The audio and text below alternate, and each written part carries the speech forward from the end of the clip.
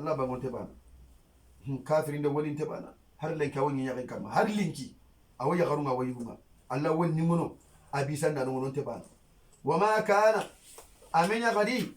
lana okuda ngamene an na'tiyakum ogar ni kadda ngamene bisultanin tikawa fi no dalilenga otongunta wa kenko illa bi iznillahi agafta Allah kallan kenu ngenyen yo gato kuna liti dalile nya kebe ga kuna lati okune khifaru ni ayi fete gam ko nyano ko ga Allah fonna ci dago oku kama na ko to khari odan terin ti dalile ya illa bi iznillah agafta nahnu abidun marbubuna ila kyako okunu ko mo yo khay khakum marbubun bayyinul rububiyyati Allah mere funi nyano ko o banga to Allah mere no konti ila kyako ante ga wagari ni ti dalile ya gata Allah dun yadin wa ala allahi awalla kallake ma falyatawakkalul mu'minuna mu'minin tughatugo Allah kama ganan tawakkuli min wagati serebe ga so Allah ya as-siqatu billah angana so Allah ya annatu kama nan tu Allah kama aduna sagimur aduna sababun mur to anda sulu ben dikenta Allah kan katan faranti sallallahu alaihi wa sallam umuru gada hadisi law annakum tatawakkaluna ala Allah haqqa tawakkulihi la rajagakum kama yarjugu at-tayru taghdu khimasan wa taruhu bitana yo yuguni de kyari sautu burunga italla faringa ke ko bani umma gunya umma de yugo khasonne le muni tawno mekama timani haku ngaga tawno gun ti okundi tawno inna Allah huwa ar-razzaq ati fa inna as-samaa la tumtiru zahaban ati ke kam ga ngai ante kanga yakande hagile haga gunya haku nya tawno taraso kun tengalla yo khatawo ye anta kun tengalla angana tawana to kun tengalla yalla ya atalante ka takubenye ay al-harakatu anne duwa yogo subabu nari Allah na sagandana ngade ka awasa jagundana ngare yo kenchu bagani na robetikin kada ngage tawu atu guntenga yo kuku kama Allah na sagandana subabu ni kenye antel suwananku kana ko san kitundan tarole meka mati Allah ne sere kunu sere kunu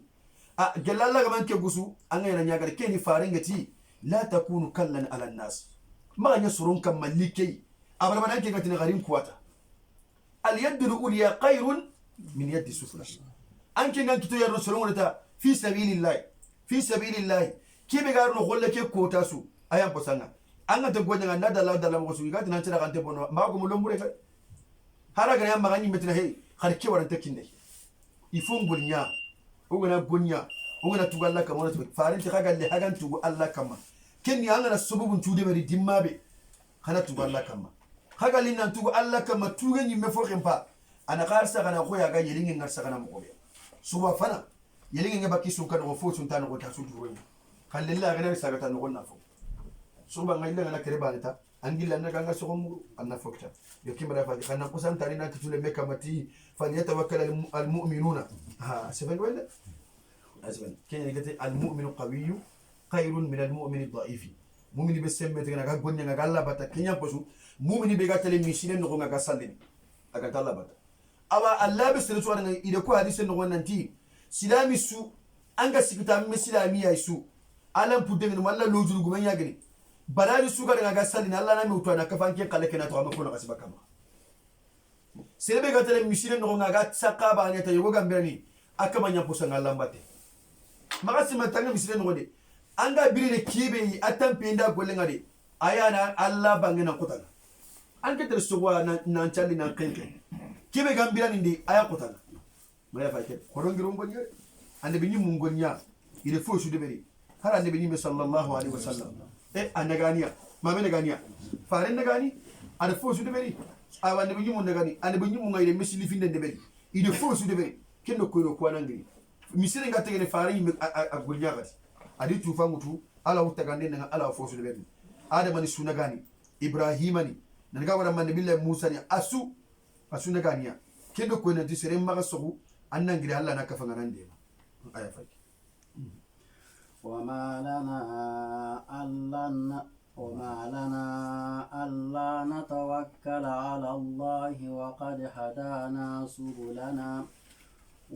ولنصبرن على ما آذيتمونا وعلى الله فليتوكل المتوكلون وما لنا من غانا كودا غو غيفارو ألا نتوكل من نغانا تتوغنا الله كما لا مانع لنا سورة كبانا كما كتوغنا الله كما وقد هدانا الله كلن كجنا كنا سبلنا ولا كل كنا المسلم أو كله ولا نصبرن موجة سبري غدي ألاما فون كما من آذيتمونا قبرو توركين كما ألا أذاكم قال إن النبي يمي ونكتر إن فوسو دبري إذا النبي يمي صلى الله عليه وسلم إلى كتر وهدي كوتا ما قموا ده ما إبليس سجى سونكني جدعنا نغنا تي إن محمدا قد قتل إلى كري إتي سايبني أري تارون يودي إمام سارة كده تي سايبني أتوني زيادو إتاكين أنا إلى ملوندي أنا ولا رو فارينا لوندو مغنتو فوسين تينا كنا إتي بني نكينيا رجع أجكرا إبليس سجى رجع سونك إتا إكبر موسى بن أميريان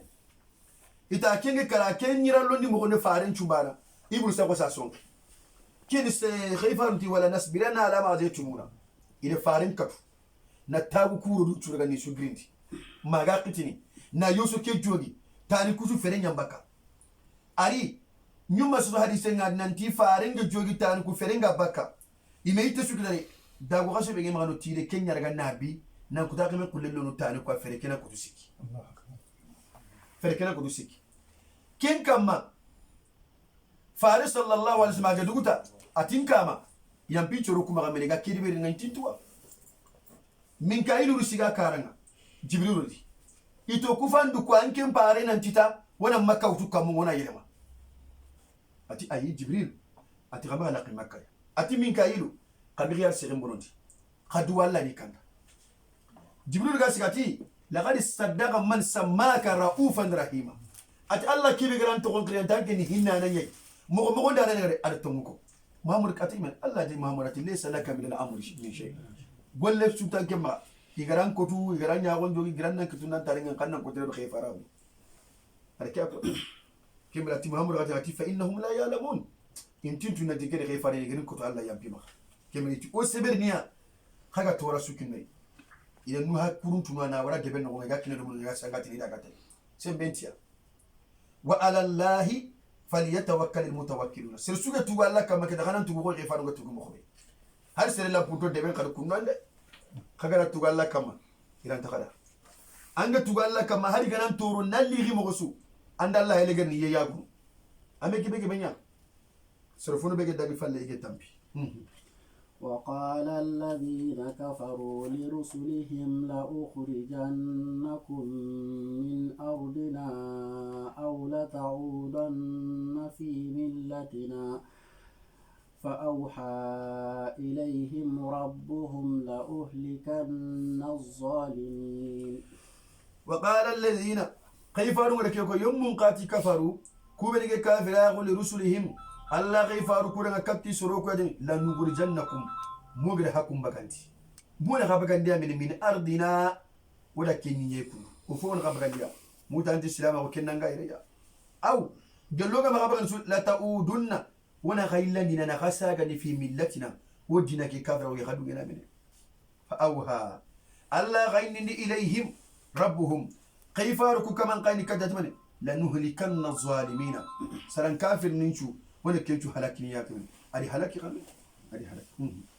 ولنسكننكم الأرض من بعدهم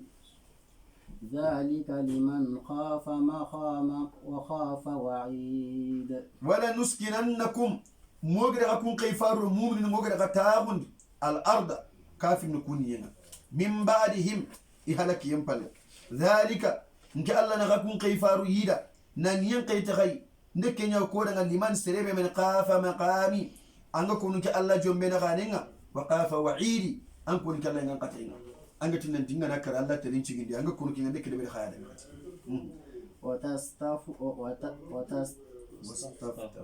وتستفتحوا وخاب كل جبار عنيد واستفتحوا انك الله رغيفار عندي هنا ندي فابا او كافر نكما وقاب كل جبار دون رسول